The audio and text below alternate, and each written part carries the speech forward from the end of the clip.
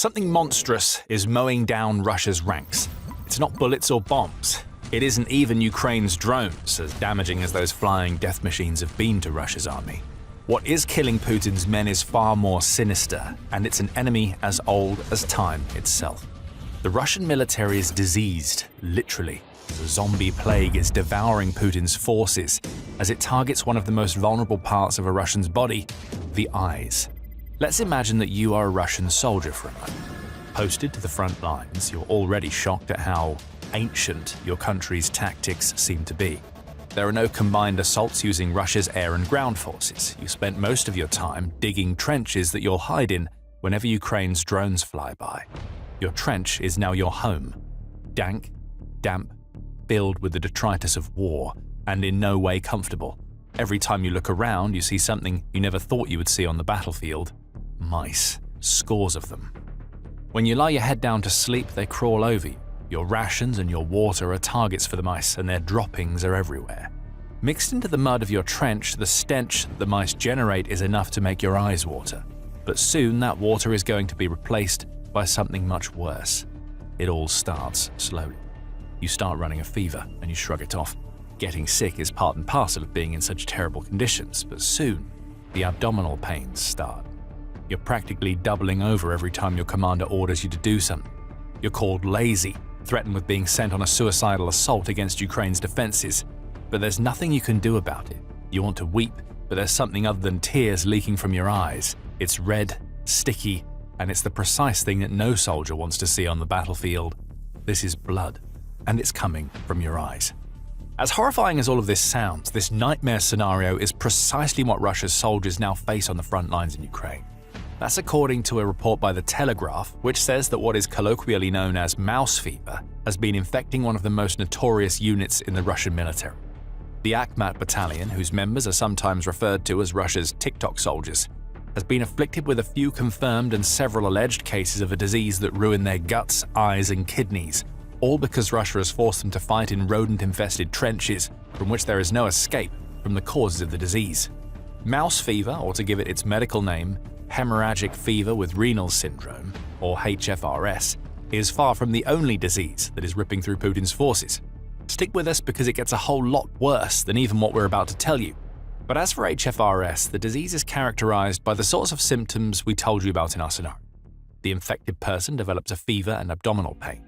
Not long after, the soldier's blood pressure drops off a cliff. If the disease isn't caught in time, blood starts to literally seep out of the soldier's eyes in what must make the infected soldier look like something out of a zombie movie. Kidney failure follows this bleeding, and dependent on the strain of HFRS, the soldier faces a fatality rate that climbs as high as 38%. The one saving grace for the soldiers serving with the infected is that the disease can't be spread from person to person. Instead, it comes from the feces, urine, and saliva left behind by infected rodents. And if you think that's a problem that can be solved, then think again. Infestations of mice have been plaguing Russia's soldiers, quite literally, for much of Putin's war.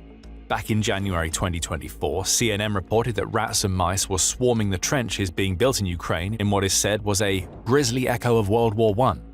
Russia isn't the only side in the conflict that has experienced this phenomenon. Ukraine has too, though it would at least care about its infected soldiers should they catch the disease. Russia doesn't care, and that means the disease could become a death sentence. While only 3 cases are confirmed, limited medical access and movement among units means more cases could be undetected, heightening potential for wider transmission and operational disruption, health intelligence firm Airfinity says of the spread of mouse fever among Russia's forces. One of the medics from the Akhmat Battalion, who goes by the call sign Sharma, says that dealing with HFRS is becoming practically unavoidable. Mice are everywhere. We wake up because they run across us. We even wrestle over cans of condensed milk. Imagine having to fight a mouse for milk. Russia has become the Toms to the trench-based Jerrys, and the Toms are losing. Right now, there is no real cure for HFRS. All that anybody can do is treat the symptoms, as the vaccines for the disease are only approved for use in South Korea and China, and even then, they only target specific strains. For Russia's soldiers, the only real choice if they start bleeding out of the eyes is to shut up and charge forward. They're dying anyway, so they may as well taste some of Ukraine's ammo while doing it. Does that sound callous? Perhaps. But we all know that this will be the Russian response because, as we told you earlier, it somehow gets far worse than a zombie virus that makes blood gush from people's eye sockets. As visually horrifying as that particular disease is, Russia is forcing people with more traditional and often more dangerous conditions to fight. Diseased units have become commonplace in Russia's army, as Putin has grown so desperate that he will throw any soldiers that he has into the Ukraine meat grinder, no matter how ill those soldiers might be. There may be a certain twisted logic to Putin's approach that we'll explore in just a few minutes. But as for how we know that soldiers who bleed out of the eyes will be sent to fight, Russia has given us plenty of evidence that this is precisely what it would do. Back in September, the Telegraph reported that Russia had formed entire units of sick soldiers as it pushed to take the Donetsk-based city of Pokrovsk. These soldiers had an array of often incurable conditions, such as HIV and hepatitis, and they were being sent into battle wearing special armbands that marked them out as being sick soldiers that the rest of their comrades should avoid. The Telegraph added that these so-called infected units have been formed inside Russia's 1,435th and 1,437th Motorized Rifle Regiments, and the fact that there are enough of these diseased soldiers to form entire units hints at there being an epidemic in the Russian military that Putin wants to ignore. Russian media had started to point this out, the Telegraph said in September, as reports of a hidden epidemic of illnesses affecting soldiers were making the rounds. However, those reports don't change the nuts and bolts of what Russia is doing. Putin is ordering soldiers who should be pulled from the front lines into battle, and this means that nothing is off limits for Putin in his disgusting approach to the Ukraine war. The infected units are equipped similarly to other Russian military units. In fact, their level of provision is identical and quite low. Dmytro Zhmylo, who is the executive director of the Ukrainian Security and Cooperation Center, tells the Telegraph.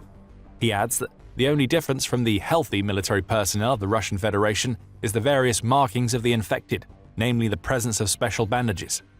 This is germ warfare, but with the interesting twist that Russia isn't using its diseased soldiers to infect Ukraine, at least not purposefully. Instead, it's using the many instances of disease that are clearly present in the Russian army as an excuse to form units that are little more than cannon fodder. The dying becoming the dead as they're sent on suicidal assaults, as it seems that Putin only sees infected soldiers as bullet sponges who exist to waste Ukraine's resources. Worryingly, Russia seems to have taken some form of inspiration from the Wagner mercenary group that has used this infected unit strategy before. That group, which has been part of Putin's war against Ukraine from the outset, set the precedent for what we're seeing now by purposefully recruiting soldiers who have diseases like HIV and hepatitis. In some cases, those soldiers were even offered antiviral medication in exchange for doing what they were told. The one thing that Russia could say about Wagner is that this group operates outside the traditional Russian military structure. That's already a spurious claim, seeing as Wagner tends to do the things that just so happen to benefit the Russian military. But even that claim is out of the window now. Wagner created the blueprint. Putin is now following it. This is an epidemic in the making, Novaya Gazeta says, and it has potentially massive consequences when you realize that it's not just diseased soldiers that Russia hires who are being placed in the infected units. Previously well soldiers who have been sent to the front are catching the diseases that the people in these units have. That alone changes everything. And by the way, you are watching The Military Show. We bring you the full picture, not just the headlines. Hit subscribe now to make sure you always stay ahead of the curve. Now, what we're seeing in the Russian military is far different from what Wagner was doing. Wagner recruited diseased soldiers. Russia seems to be making them. The occasional instance of mouse fever, as horrific as that condition may be, is nothing compared to the rampant spread of contagious and life-threatening diseases across the Russian front lines. The Lancet offered some insight into what's happening in the Russian military since Putin launched his invasion. In the fourth quarter of 2023, HIV had increased in the military by 20 times compared with pre-war figures, the medical journal reported in October 2025. It suggested several reasons why this was happening, including Russia's complete failure to provide adequate medical care to its soldiers. Far too often, single-use syringes are being used on multiple soldiers in field hospitals. It only takes one infected soldier for this ludicrous approach to medicine to become a problem, but Russia doesn't seem to be doing anything about it.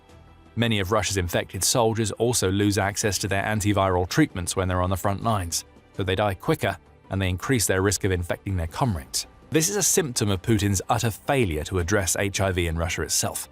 The Lancet adds that data from 2023 showed that at least 16 regions of Russia had a proportion of pregnant people who have HIV above the 1% limit that is considered the threshold for a generalized epidemic. It seems that Putin has decided that the failures of the medical system at home should be amplified for the soldiers on the front lines. Why should Putin care anyway? These soldiers exist to die for his cause in his mind. Novaya Gazeta adds some more information, noting that many of the Russian soldiers who entered the military with the knowledge that they had HIV submitted false medical records so that they could score bumper paydays. Again, Putin would have been fine with that. The Kremlin wasn't going to dig too deep into the histories of the people signing up to become cannon fodder in his war. Russia's president is likely also fine with the likelihood that the officially reported HIV statistics on the front line are probably much lower than the actual figures. Novaya Gazeta adds that the real number may be as much as 45% higher than the official number of cases, but that just means more infected units can be formed to attack Ukraine. It's cold, it's callous, it's Putin all over, as Russia's leader grows increasingly desperate to get his hands on more manpower due to the abject failure of the attritional approach that Russia has taken to the war. Novaya Gazeta says that Russia's infected soldiers have been drafted by desperation, and there is perhaps no better term for it. One of the reasons why the Kremlin has been so happy to overlook falsified medical records is that Russia's army in Ukraine is now forcibly made up more of volunteers than the 300,000 reservists that Putin sent into Ukraine back in September 2022 as part of Russia's partial mobilization. Most of those trained soldiers are now gone, and that has left Russia with the volunteers. The sick, the criminally inclined, and the hopelessly addicted are being welcomed with open arms, not because they have anything of value to offer a modern military in terms of their skills, but because they're the people who are willing to take the money to die for Putin. Even that doesn't seem to be enough, though. As Euronews reports, Putin seems to be on the verge of instituting a form of rolling and non-voluntary mobilization to make up the flagging numbers in the Russian military. Who would have thought that sending sick volunteers into Ukraine so that they could infect other Russian soldiers would have been a bad strategy for maintaining high levels of manpower? If Ukraine isn't killing these soldiers first, they're dying anyway, and due to what we've seen in HIV infection rates on the front, they're taking others with them. It's not like things are going to get any better, either. As Russian Army Dr. Yevgeny Rybakov tells Novaya Gazeta, military personnel do not undergo medical examinations in combat zones. The only way to determine who is sick and with what is during rotation to the rear, and even then, once on leave, most soldiers either immediately go on a drinking binge or return home to their families and drink there. In short, soldiers are choosing vodka over medical treatment, though it's not like many have much of a choice. The same doctor says that Russia's army hospitals are already packed with the wounded, so it's not like somebody who has unknowingly picked up a disease like HIV or hepatitis is likely going to find out about it in one of those facilities. What we see here is that disease seems to be part of Putin's plan. However, we told you earlier that there was a twisted logic to what Putin is doing by forcing Russia's infected soldiers to fight. It's a dreadful plan, but it's also one that could have Putin's desired impact on Ukraine. The idea is simple. An infected Russian soldier has the chance to infect the Ukrainian. For Ukraine's soldiers, the danger that Russia's infected troops present isn't limited to bullets and drones anymore. Close contact is always going to be dangerous. Any spilled blood or other bodily fluids that happen to get on a Ukrainian soldier carry with them an inherent risk of infection. When Ukraine's soldiers are clearing trenches and buildings, close quarters combat is almost inevitable. And it's not like the armbands being worn by Putin's plague-ridden patsies are of much use. Sure, Ukraine's soldiers can identify who has an illness, but they still have to fight those troops. Not doing so would give the sick soldiers a chance to kill them first. As horrific as this thought is, it gets worse. Speaking to the European AIDS Treatment Group, the director of Ukraine's HIV charity 100% Life, Valeria Rachinska, points out that Ukrainians who are just trying to get along in the occupied territories of their country are also at risk. A silent HIV epidemic might now be raging in places like Luhansk, where testing for the condition was already faltering before Putin invaded. That epidemic may be getting fueled by infected Russian soldiers raping Ukrainian women, many of whom have to engage in forced sex work to survive. A lack of access to medications, along with the possibility of a rise in drug use among Ukrainian civilians who have had their mental health destroyed by Russia's invasion, are also problems. To anybody else, this would be brutal beyond belief. To Putin, it's a bonus that comes with sending his sick soldiers into Ukraine. Putin's problem is that this fringe benefit, as horrible as it is, doesn't outweigh the fact that disease is eating up Russia's army from the inside. Basic logic tells us that a sick soldier, especially one who is bleeding out of the eyes, isn't exactly going to be effective when squaring off against Ukraine's defenses. Again, when Putin sees these people as cannon fodder, that might not seem like an issue that makes much of a difference. However, Russia's leader can't hide from the fact that Ukraine is killing his soldiers in record numbers. Around 30,000 of Russia's soldiers were killed by Ukrainian drones alone in January, and you have to wonder how many of these soldiers were sick and how many might have survived if they were in any way fit to fight. Perhaps more worrying for Putin is the impact that the return of Russia's diseased soldiers may have. Though they're supposed to die, at least in Putin's mind, many don't. That goes especially for soldiers who have been infected on the battlefield and don't know about it. There's no way to know how many of Russia's returning soldiers are carrying deadly diseases, and that is even more damaging to Russia. After all, this is a country where fewer than 50% of HIV patients are receiving treatment for their condition anyway, says the Carnegie Endowment, and it seems unlikely that the percentage will improve when Russia's infected soldiers return. Now think about this. Right now the country is dealing with a population crisis. The country's birth rate fell to 1.4 children per woman by the end of 2025, which is far short of the 2.0 that Putin needs it to be. Let's say the Ukraine war ends tomorrow. Hundreds of thousands of men flood back into Russia, and if Putin has his way, many of them start families that they couldn't start before due to the invasion. Suddenly, having no way of knowing how many among the returning soldiers are infected with diseases like HIV becomes a major problem. Putin's short-sighted allowance of disease to run rampant across the front lines may be creating a future in which Russians have to roll the dice on having children that could end up infected themselves. We've talked a lot about how disease is devouring Russia's army right now. But this is the future, this upcoming hypothetical time when the Ukraine war is over and the surviving infected return, many of them not knowing that they're even ill and have no way of learning. That is what Putin should be worried about. He's already broken his own military with his absurd decision to allow disease to mow down the Russian ranks. But what he doesn't realize is that he's planted the seeds for an epidemic the likes of which could destroy Russia for decades. The oldest enemy in the world has spread in the Russian army. The motherland itself may be next. Speaking of Russia's population crisis, an incoming wave of infected soldiers isn't going to do much to help a country where the numbers are already so brutal. A century of heartbreak awaits Russia as the war that Putin started is feeding into a looming problem that simply isn't going away. If you want to find out more, check out our video covering how Putin has set his country up for failure over the next 100 years. And if you enjoyed this video, remember to subscribe to The Military Show so you don't miss analysis like this when it's posted on the channel. And thank you, as always, for watching.